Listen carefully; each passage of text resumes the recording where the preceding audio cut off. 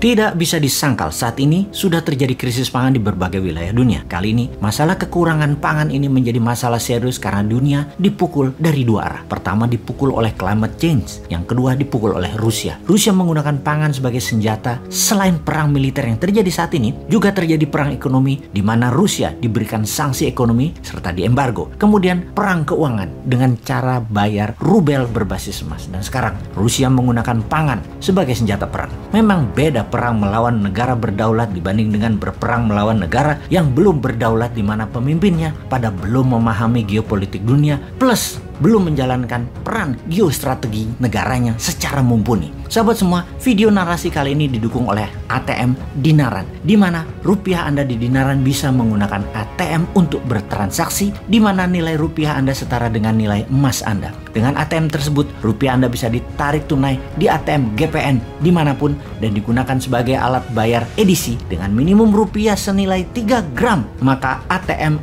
ID Cash GPN akan dikirim ke alamat Anda dimanapun. Kembali ke topik utama kita. Rusia menggunakan food sebagai senjata perang atau lebih dikenal dengan food warfare. Sebuah fakta yang dihadapi saat ini di belahan bumi manapun, harga pangan meningkat naik tajam dalam beberapa bulan ini. Di beberapa negara, kekurangan pangan ini merupakan life threatening atau ancaman nyawa karena memang sudah sangat kekurangan, di mana diperkirakan di dalam beberapa bulan ke depan 300 juta jiwa di beberapa wilayah dunia akan mengalami kelaparan seperti di Afrika, Asia Barat, dan Amerika Latin. Dan kalau tidak ditangani segera dalam beberapa bulan ini, dunia akan mengalami masalah pangan dalam dekade ini. Untuk hal ini, tidak ada satupun negara yang bisa menyelesaikan masalah pangan ini sendiri. Yang jadi pertanyaan, apa penyebab kekurangan pangan ini? Ketika dunia saat ini terjebak dalam multi-front war atau beragam bentuk perang, ternyata penyediaan pangan menjadi senjata perang atau food weaponized. Salah satunya dengan menahan gandum, dan Amerika menuduh Rusia untuk hal ini. Gandum adalah makanan utama di berbagai wilayah seperti Afrika Timur, Afrika Utara, Asia Barat, Eropa, dan Amerika tentunya. Biden kemudian menuduh Putin untuk memenangkan perang. Putin membuat dunia kelaparan. Antony Blinken, Menteri Luar Negeri Amerika di PBB, mengatakan perbuatan Rusia menyerang dengan menahan ketersediaan gandum dan grain memukul pangan dunia hingga minus 10% pengaruhnya dan membuat naik harga pangan dunia hingga 15% dalam waktu 3 bulan ini saja.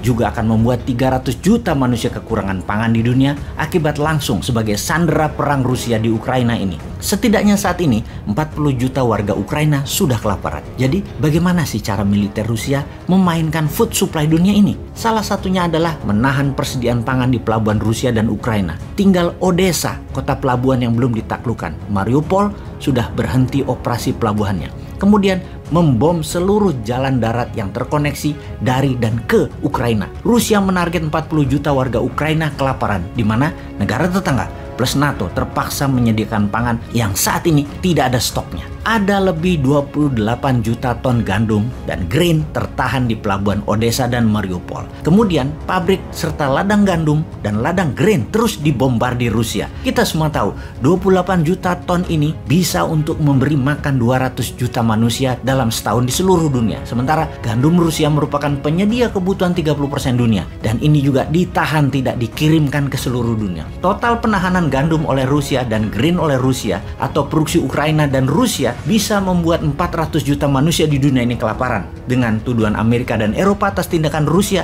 yang mengakibatkan dunia kelaparan, apa jawaban Moskow? Sesungguhnya Amerika dan sekutunya lah yang disalahkan karena mengembargo dan memberikan sanksi ekonomi ke Rusia. Aslinya yang membuat food supply dunia bermasalah sekali lagi adalah perilaku Amerika dan sekutunya yang mengembargo dan memberi sanksi ekonomi ke Rusia. Ada lebih 10.000 sanksi ekonomi dijatuhkan ke Rusia yang membuat bukan saja gandum tidak bisa dikirim, namun banyak lagi jenis pangan lain yang terhalang, terdisrupsi ketersediaannya dan distribusinya. Ukraina Rusia penghasil biji-bijian, gandum, jagung, dan minyak bunga matahari yang sangat mempengaruhi dunia. Ketika Guterres, Sekjen PBB, minta Rusia melepas produk-produk tadi, Rusia minta sanksi ekonomi ke Rusia juga dicabut. Sebuah tawar-menawar yang setara dan kejam tentunya. Itulah tindakan negara berdaulat, tidak bisa ditawar dalam arti sebenarnya. Medvedev, wakil Rusia di PBB yang juga mantan presiden Rusia, mengatakan nggak adil kalau kalian mengsanksi ekonomi rakyat Rusia tetapi kalian minta lepas pangan untuk kepentingan kalian. Itu tindakan dan permintaan yang aneh. aneh. We are not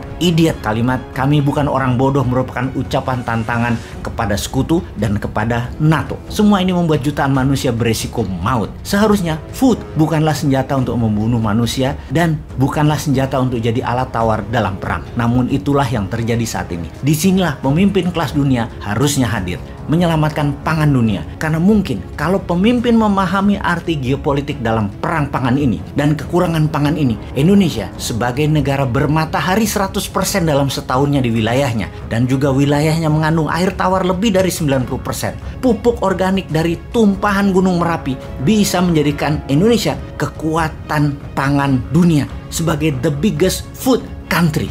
Hal ini, sahabat semua, semoga pada paham.